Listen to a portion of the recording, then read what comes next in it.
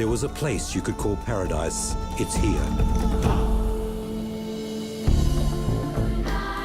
Set in Southeast Asia at the convergence of the Pacific and Indian Oceans, it's called the Coral Triangle. And it's the Eden of oceans. The gene pool of much of the world's tropical marine life. Yet we know very little about it.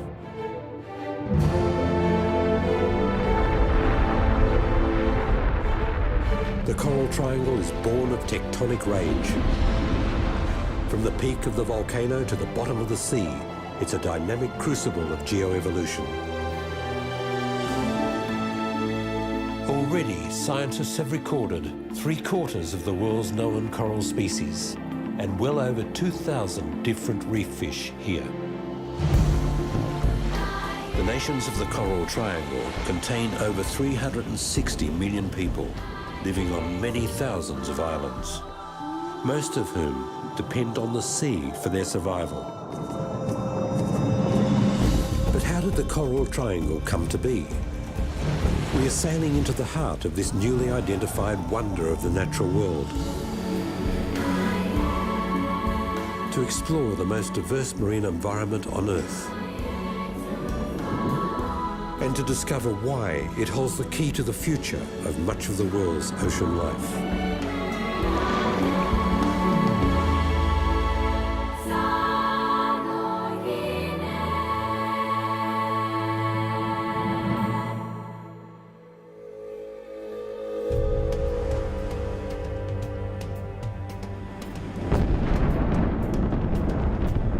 It was the Earth's tectonic rage that forged the foundations of the Coral Triangle.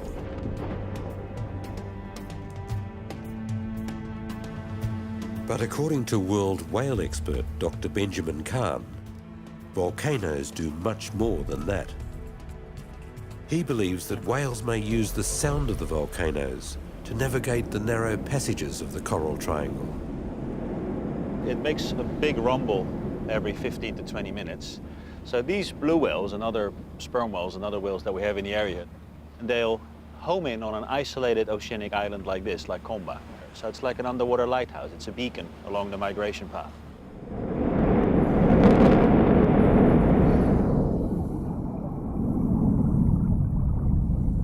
Here in the Coral Triangle, many of the world's species of marine mammals converge on this undersea interchange that connects the Pacific and Indian Oceans. But what brings these ocean wanderers to these narrow island passages, swimming perilously close to the shore and against the strong currents? The answer to this is another clue to the richness of life in the Coral Triangle. It's the Indonesian through-flow current. The transfer of seawater here is 10 times greater than all the rivers on Earth and carries nutrients that feed all the life in the Coral Triangle.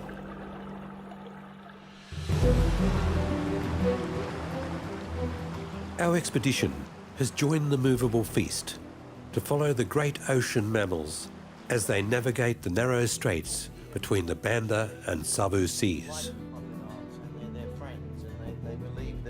Also on the Seven Seas is pioneer undersea explorer Valerie Taylor and her nephews, ship's captain Mark Hayes and underwater cameraman Jono Hayes.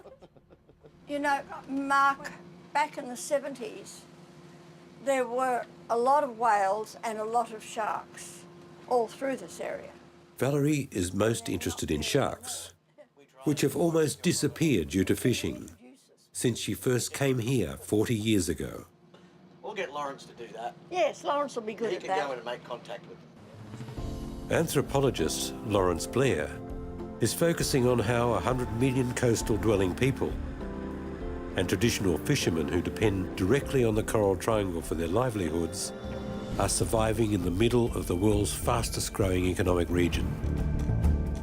As an anthropologist, I realized here was a nation of ancient memories and many different tribal linguistic groups and fascinating animals. And that set me on this long course of exploring amongst these people.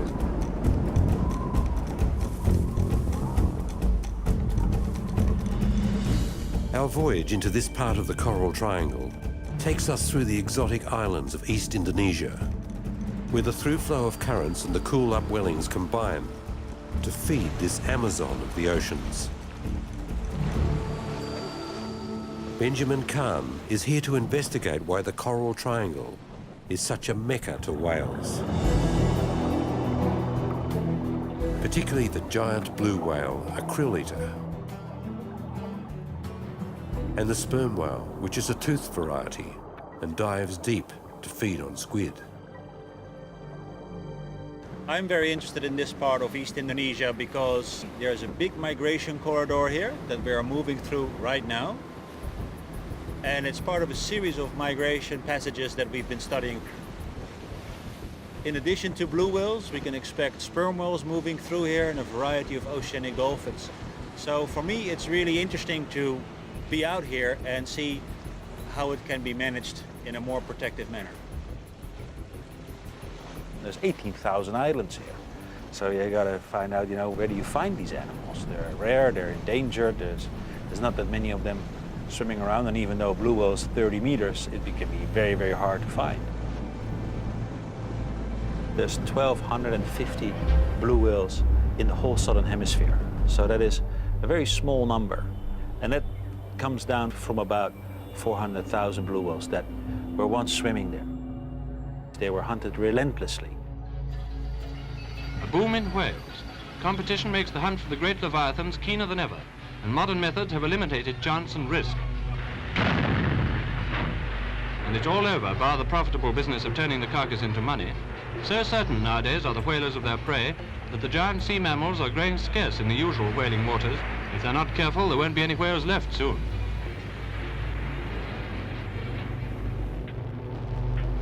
We know a couple of things about the blue whales that we see in Indonesia. We know the start of their migration. It's in the sub-Antarctic or even the Antarctic waters, way down south.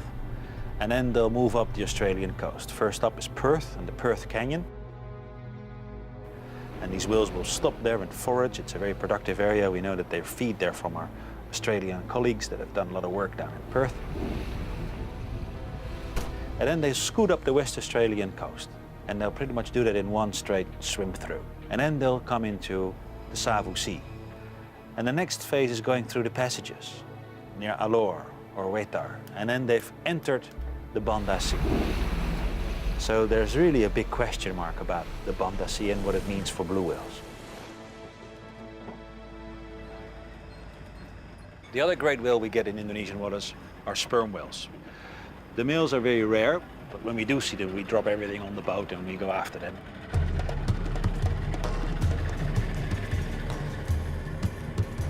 No one has really ever been here.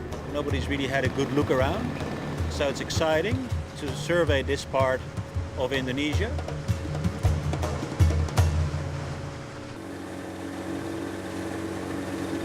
So when we're talking about a dynamic oceanographic region, this is what we're talking about. It's a lowering tide. On top of that, the Indonesian flow-through, which comes from the Pacific and empties out close by in the Indian Ocean, adds another 2 knots or so. So there'll be 7 or 8 knots of current right here. It hits the shore, it becomes like a waterfall at sea, and it really rips through this interlocking inter-island passage. It's ripping through, man. That's really, really amazing. Screaming. The complex coastlines, the deep channels, and the strong tidal currents create massive turbulence.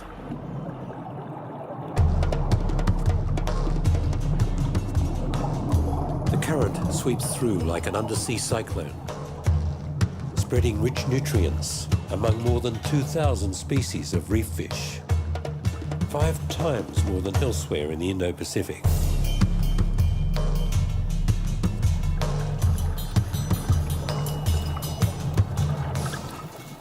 But it's not just the reef creatures that feed off the nutrients of this ocean interchange.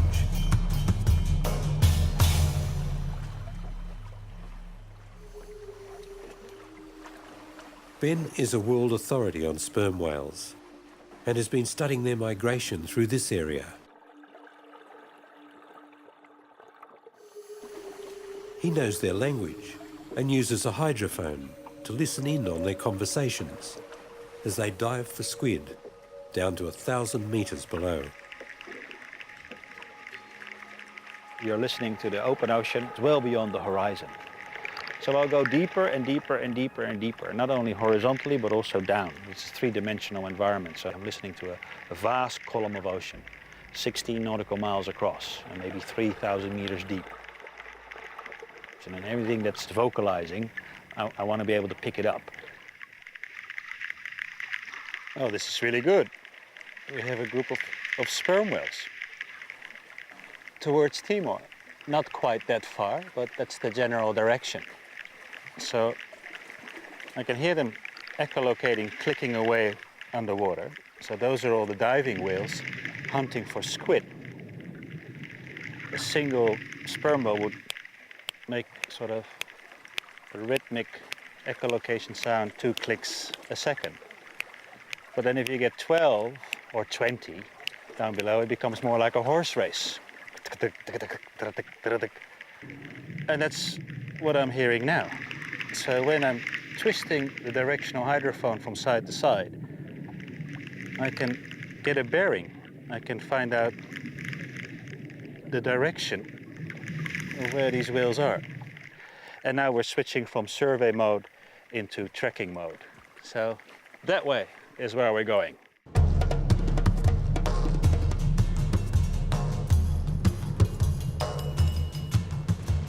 So we should really keep a good lookout now because they're diving, but when they come up, they'll only come up for about 10 minutes and then they'll go down for another 45 minutes, hunting for squid, come back up, 10-minute rest, bit of a breather, and down they go again. There's a male making a mating call sound, so that's a very particular vocalization. Bing! That's the male. It's like having an empty oil barrel and hitting it with a hammer. Ding! Ding! And they'll do that about once every 5 seconds. So I got that right underneath the boat. But then a little bit further out, there are the clicking females.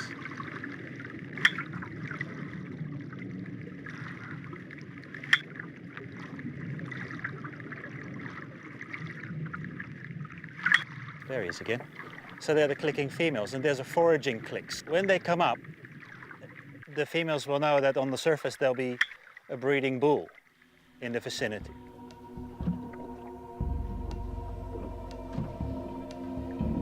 It's not a fully grown male, but it's about 14, perhaps 15 meters, which is a sexually and socially mature bull. And it confirms that the Indonesian waters, and especially the Savu Sea, are part of a calving and breeding area. He's not coming here to forage and go after squid. He's after a good time in the tropics.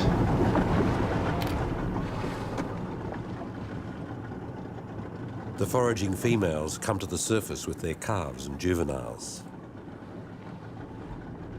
The male has a roving strategy, so the male will come to the tropics, seek out groups of females, these nursery pods, check out the females, stay with them for hours, possibly days, and then move on again.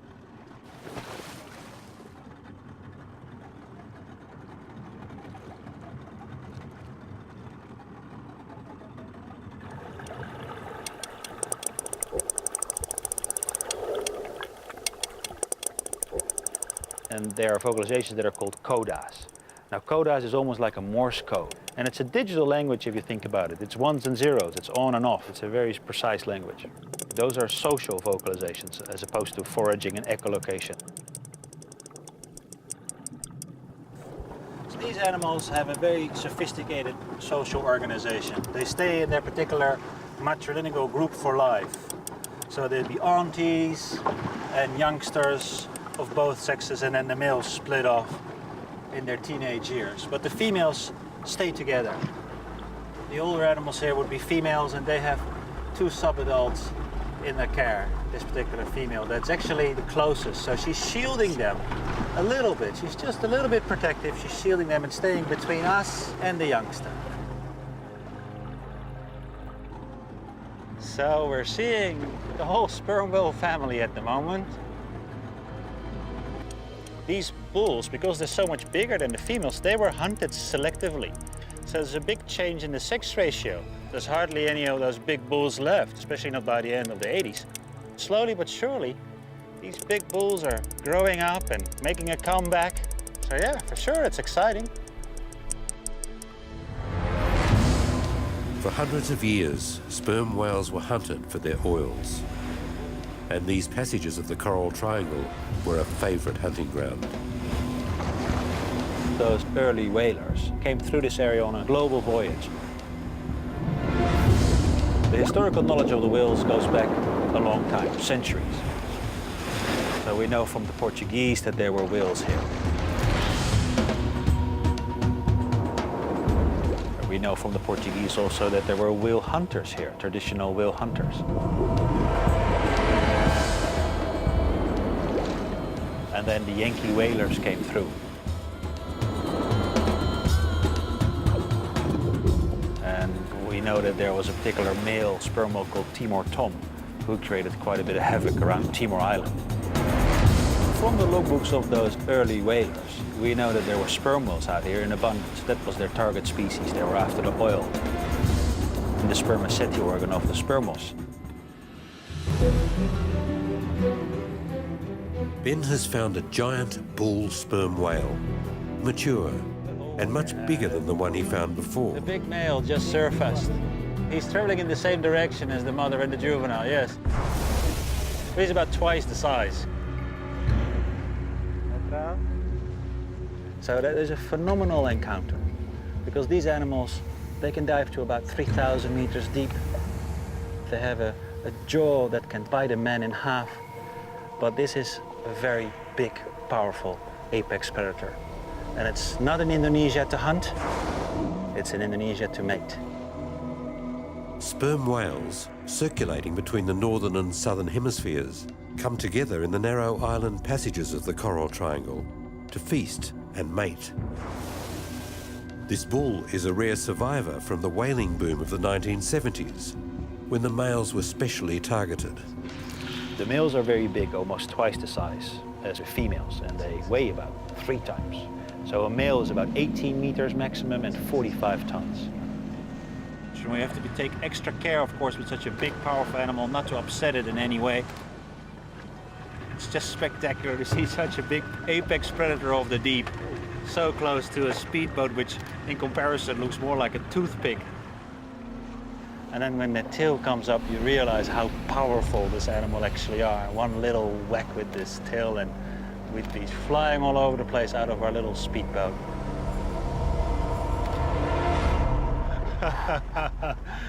This whale is really trying to get a connection with these females that are also around here, and he's on a mission. But the prospect of swimming with him is tempered by the memory of a bad experience. And I was x-rayed by a sperm whale. I was doing a frontal drop with sperm whales, going up the front in order to get more information on the water. And it's starting to blast me with its echolocation sound, but it is very intense. It's like somebody really hitting on your chest very hard. It's hurtful. The animal opened up its jaw and I could count the teeth, and at that stage I was doing a big back pedal.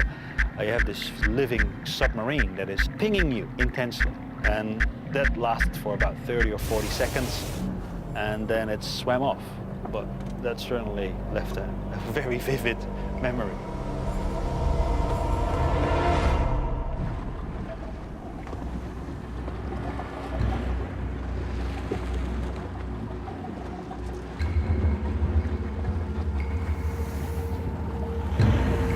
As you get closer and closer to this big, massive sperm whale bull, you see it appear out of the blue. It's just such a big animal. What we see on the surface is just a glimpse. It's like an iceberg with 90% of it underwater. It is massive. Maybe a good 40 tons. And then you get closer still and you can see the contour and then the wrinkles on the skin and then the fluke, the tail, which is about 3.5 meters across. And then you're finning and finning and finning and finning and suddenly it strikes you. You're not really getting any closer, but it doesn't seem to be doing anything. It's just gliding effortless through the water with all its bulk.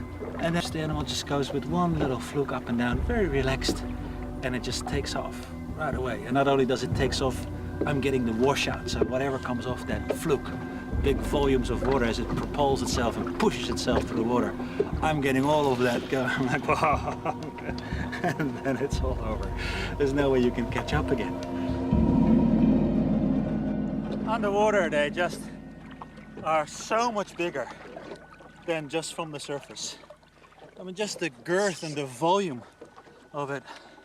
And not only does it take off, but you're getting this washout. It's like, you know, you're completely set back.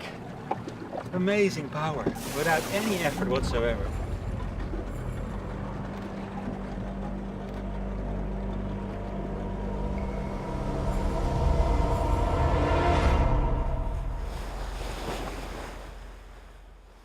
In a modern world where whaling is almost taboo, there's one place where sperm whales are still hunted, and it's here in the heart of the Coral Triangle.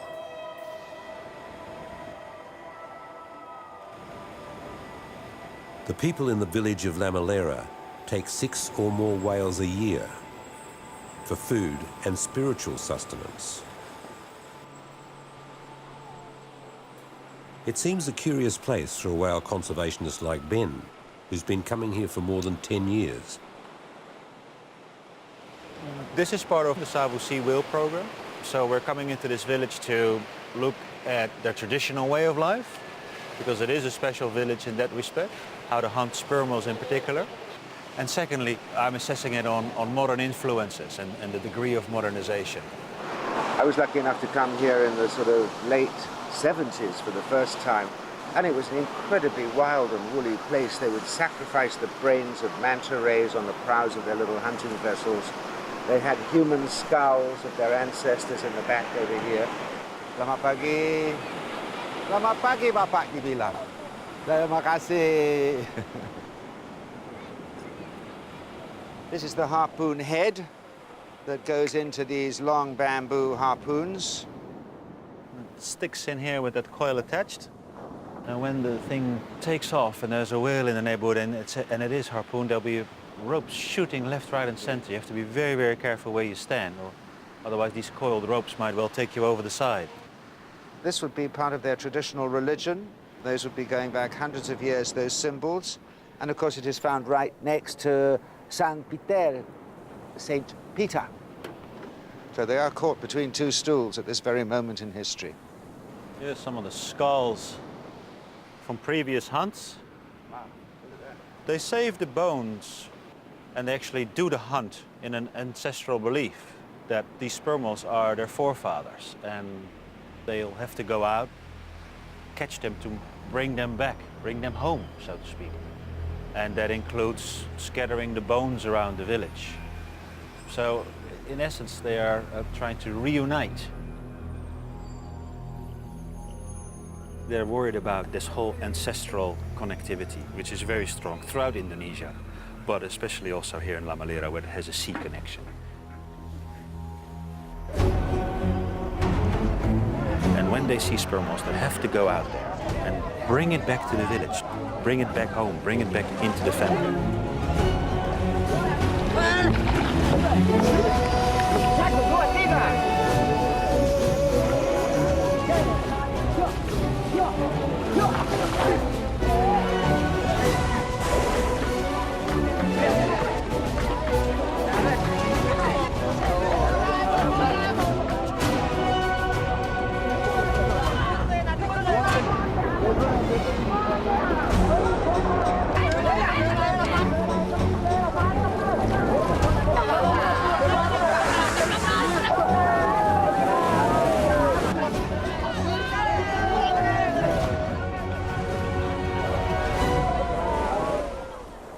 But if you live here and you're born here and you see all this around you, you see all these special activities and all the way how the whale is cut up according to rank and who does what on the boat, there's a phenomenal system in place here.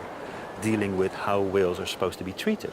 Not only killed, but also treated once they are killed.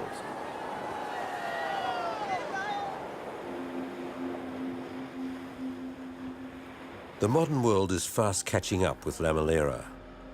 In the last 2 years, a road came through, and with it came TV and mobile phones, motorbikes, and unfortunately for the whales, outboard engines. I was walking along and I got waved over by 3 elders, and I've known them for quite some years. And very quickly the conversation took a turn to what Lamellera wants to be in the future. And it looks like they're getting very serious about turning back the clock, in the sense that there's been a lot of change in this village. There's been motors and modernization and all the things I look for. And these guys actually want to change all that back and stay pure.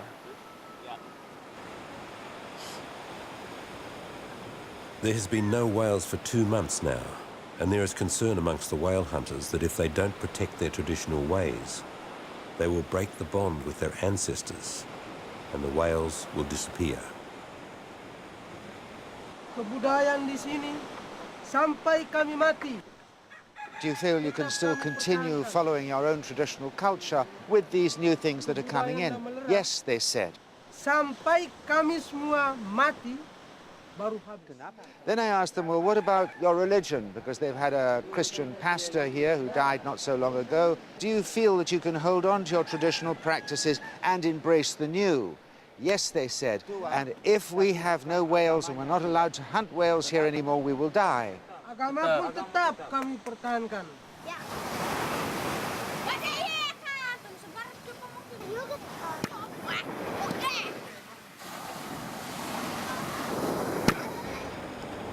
If they go back to their traditional ways of hunting the sea, it'll be very good for the South Sea ecosystem, because it means that they will be doing things that they've been doing for hundreds of years, and the productivity of the South Sea can most likely cope with it.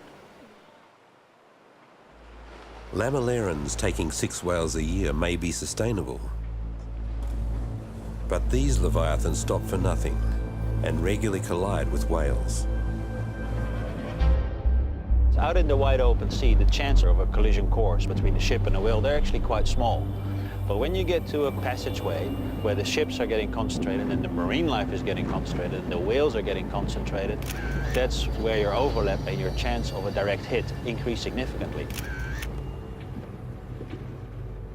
So we're doing our whale survey in the migration corridors between Pantar and Lembata, and it's also a shipping lane, it's a sea route. It's quite noisy where the propeller and the engines are, but it's relatively quiet at the bow. Sometimes whales misjudge the distance and they get hit.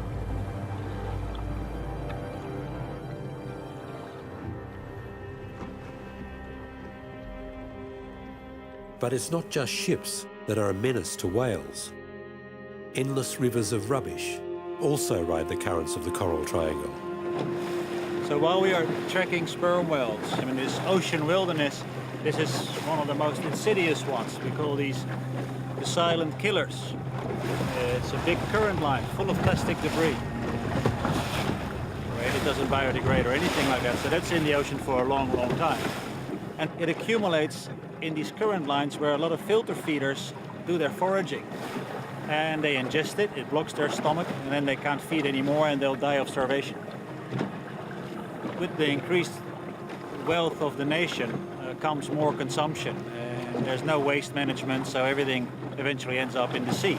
And this junk, it'll stay there.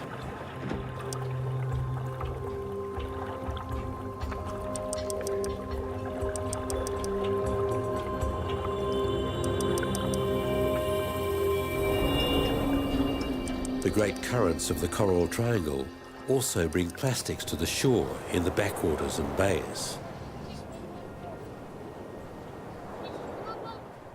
One man's trash is another man's treasure. On their way home from the fish market, Valerie Taylor and her nephew Jono make a rich discovery. This could be really interesting. We have a strip of sort of plastic garbage like this at Ambon. Yeah. And it goes down and meets the ocean. And it's the best muck diving I've ever seen. Best critters, because they live, whoops, in all these bits and pieces that are hanging around. They just don't step in anything awful. I think there might even be human feces around here. Oh, that was horrible. There's a lot of good muck critters. They live in places like that. And I think that if we get the chance, we should have a dive. A dive where? Out there. I can't imagine anything living out there, Valerie. There must be something.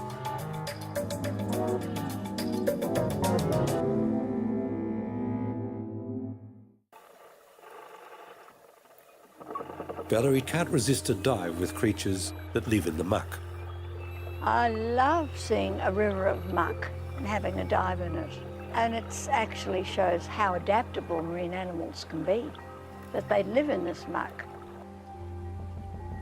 It's the floating muck that is so bad, and there's so much of it. The muck that I sort of enjoy most is sunken muck. It's not going anywhere. It's like a sunken ship. You know, a sunken ship becomes a reef. The adaptability of the small animals is very impressive. And many fish live in tins and bottles. I don't think we should ever take a bottle out of the ocean and think that we are cleaning it up. Bottles are very important. They make great homes for a lot of creatures, and they're made of sand. So as they disintegrate, they just turn back into sand. Being right next to the fish markets. That helps. You see, it's just sand, and the junk on it gives them a home. It gives them a base, like a settlement plate or a house or something.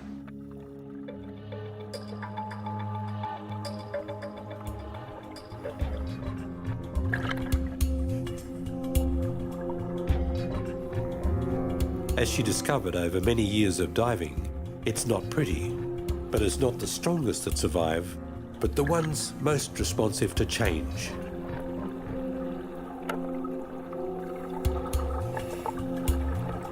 Adaptation has made the coral triangle the most enduring tropical ecosystem in the world.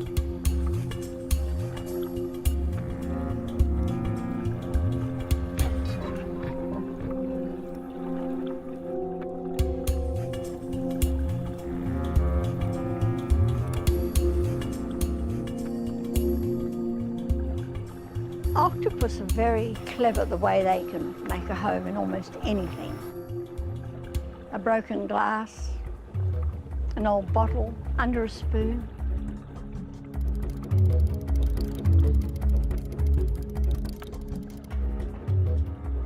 They're one of the most fascinating of all the sea creatures.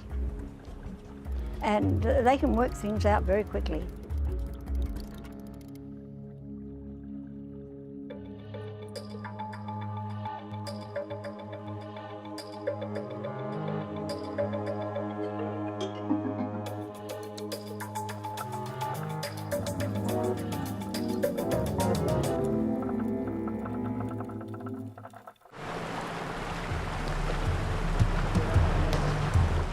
The Seven Seas rides the currents through the Straits of Pantar. But a family going home in the opposite direction can't make any headway, even with the engine at full power.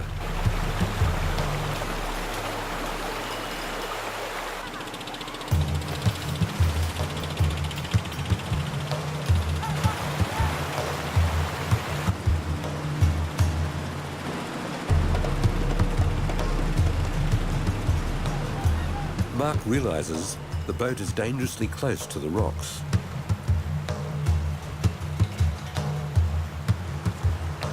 But I don't want to pull them along the rocks in case they spear off and crash into the rocks. So they've got to come out, away from the rocks, and then we'll take the rope. They don't understand.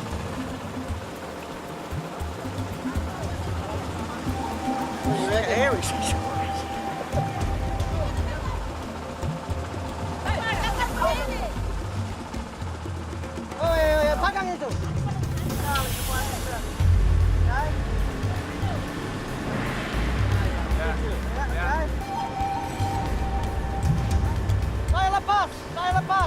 bicycle. Okay, let it go. We're in.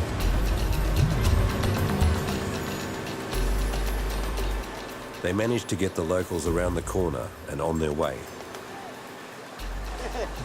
That's our good deed for the day. That's what these people are up against, this current, man. It's just so strong. Can't get home. You missed the tide. More than 100 million people depend on the Coral Triangle for their survival. They know their currents well, but still hundreds of lives are taken every year by the same force that feeds them.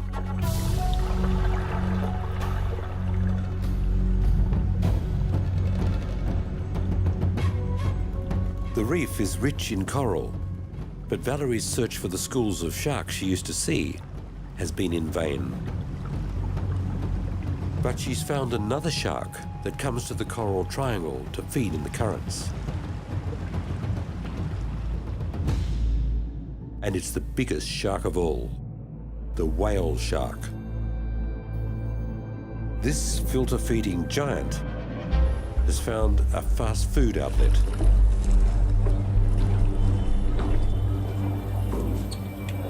Bait fish in the nets of the tuna fishing station. And one fish's bait becomes another fish's banquet. The guys that live on the floating fish platforms are tuna fishermen, and they harvest great netfuls of anchovies and keep them alive to attract the tuna, but they attract the whale sharks as well. We had 8 or 9 sharks at the one time.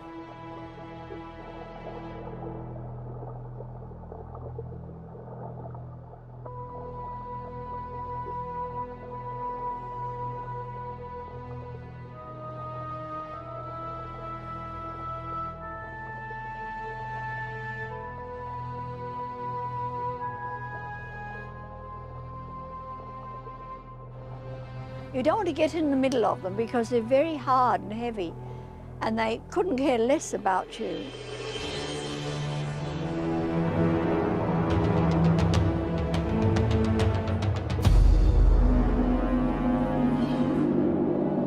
But I pulled the net around me and got right up to the mouth and was filming this fish going in.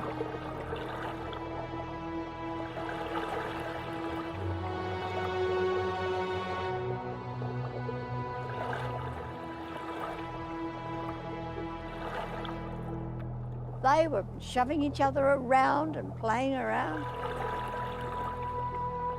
They were doing things I've never thought a whale shark could do. They were having fun.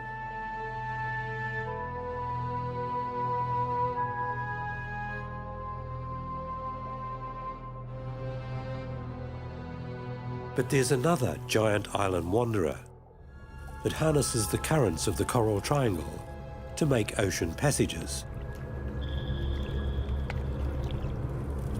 With a combined coastline that could wrap around the world 3 times, the Coral Triangle Islands are ideal for crocodiles. Like the turtle, it still wears its heavy reptilian armor, but is known for lightning strikes on its prey.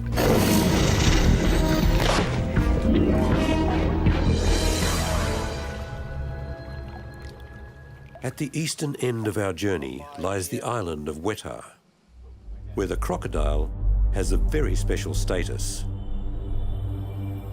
They are almost universally feared, but here they are treated as gods, because the people believe the crocodiles are their ancestors. The people of Wetar have always had a close relation with this animal. There are special crocodile clans here. They predominate amongst the few clans in Wetar. The pure Wetarese consider their ancestors to be crocodiles. If they come across a dead crocodile, they will afford it all the pomp of a human funeral. And there are, on the islands here, special crocodile callers who can go and actually call the crocodiles.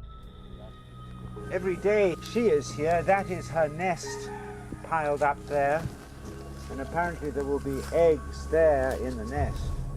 They don't know what he eats, but obviously he manages to eat enough to sustain a really quite large crocodile. I feel a little sensitive about interviewing this lady because apparently she lost her child to this crocodile on the river, which she lives right next to, last year. So if a crocodile does eat a human, they don't kill the crocodile, they hold a special ceremony to pacify the relationship between crocodiles and humans. Oh, yeah. There's a little cave you can see just on the other side of the river. Several times a day he comes out down this river right next to these people, out into the sea, back in again over there. He even occasionally comes up on this side of the river, which presumably is how the child was lost just a year ago.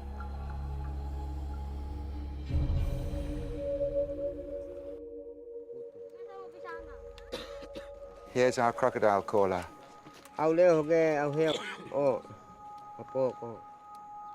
A few months ago, a fellow was killed here by a crocodile. A coconut fell out of the tree and landed in the water, and he leant over to pick up the coconut. The crocodile got him. And it was after that that this gentleman had one of the rituals invoking the crocodile's presence and hopefully pacifying the relationship between humans and the crocodile.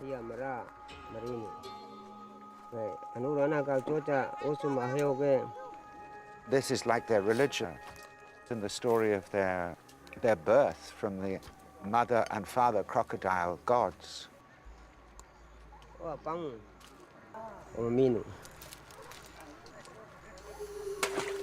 All these people are united, however different they are in the Coral Triangle. They are united by the belief in an invisible world, of being more real than the material world. He says he's going to be coming up soon.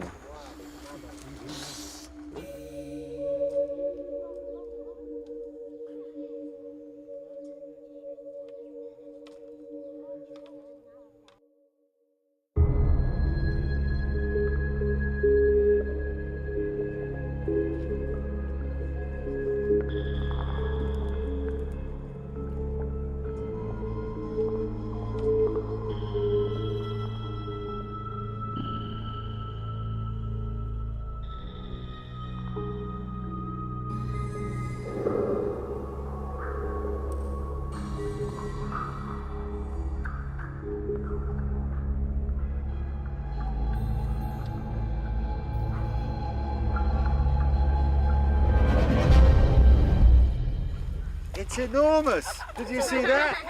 One gets lulled into a sense of full security waiting here for an hour and a half.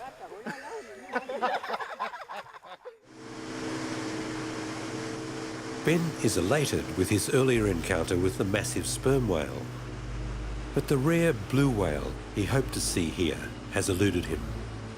So it comes as almost a last-minute miracle when one of these rare giants crosses his path. We were heading back after all of that, and then in a very narrow corridor passage, there was a raging current, and there was a blue whale right in that current. Blue whale? There's a lot of current rushing through from the Pacific into the Indian Ocean, and we could follow it underwater. It was only 3-4 meters under the water all the time, so we could see it. So we placed the speedboat in the same speed and the same course, and when it came up, it was maybe 15 meters away.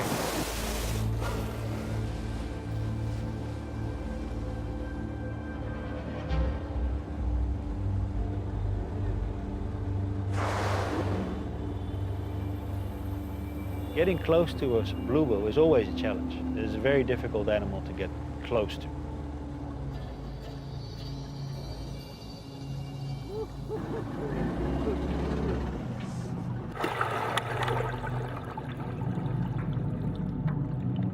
The blue whale is the largest animal ever to have lived on our planet. Yet it eats tiny krill.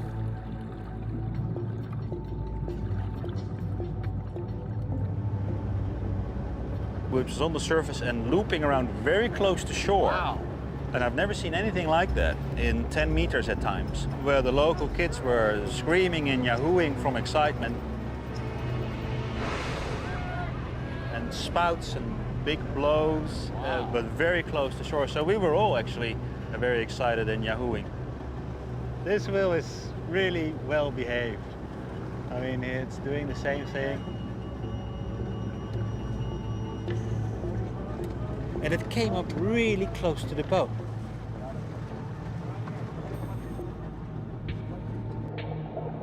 He's doing this loop again. He's right in front of us. But it's the second time he's done this loop.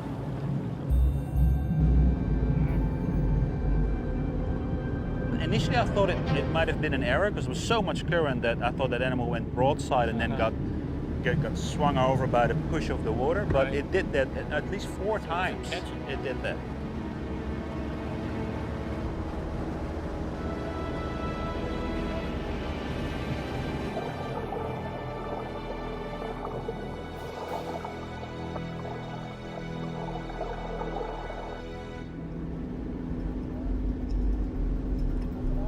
Getting close to a bluebill is always a challenge. It is a very difficult animal to get close to because they only come up for 30 seconds, 1 or 2 blows, and they're down again for 10 minutes, maybe 20 minutes. And if those 20 minutes the animal changes course on the water and you're still going that particular direction, which it has been doing for the last hour or 2, you'll be surprised how quickly you can lose a 30-meter whale. It can just vanish like that.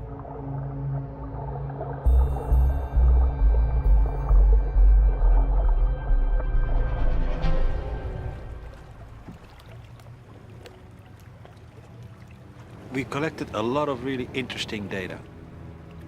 Going out wide into the Savu Sea and encountering 2 male sperm whales in close proximity to one another. That is another really interesting observation because males are supposed to have some kind of standoff before they migrate up. We photographed both of them, we identified both of them, so I'm quite glad to have those on file. But we haven't seen any large-scale fishing boats, we haven't seen any longliners, we haven't seen any drift nets, we haven't seen much gill netting. So this area is still very much a wild and wonderful piece of the ocean.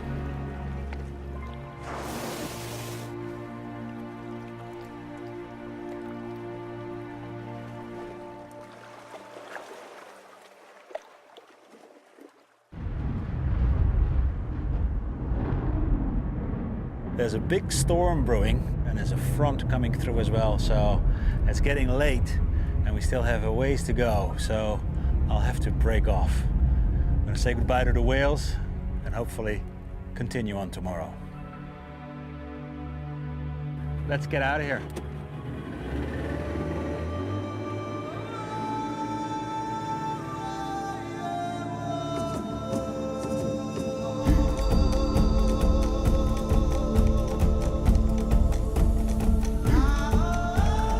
The ocean highways of the Coral Triangle are still open, and the 6 nations of the Coral Triangle Initiative are working together to save this unique World Heritage Area. But the pressure of pollution, climate change, and an Asian economic boom is fast encroaching. Next episode, we focus on the people who live in this paradise and see what is being done to find solutions for the future.